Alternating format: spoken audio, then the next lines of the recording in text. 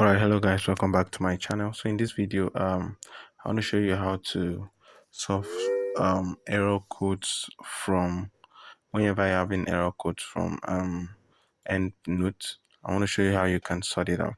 So for instance, you want to carry out a citation, come to Endnote, insert, and let's say you want to insert this. Okay, let's okay, and you are getting something like this.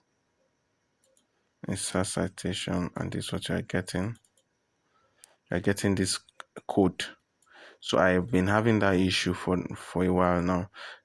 So if this is what you're getting, that means your code is not properly formatted, or the citation is not properly formatted. You can see that right now it cites it, and it gives me the bibliography here, the reference directly here. You understand?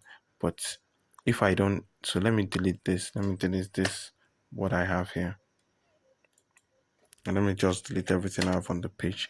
So let's go with this now and try to insert that same citation.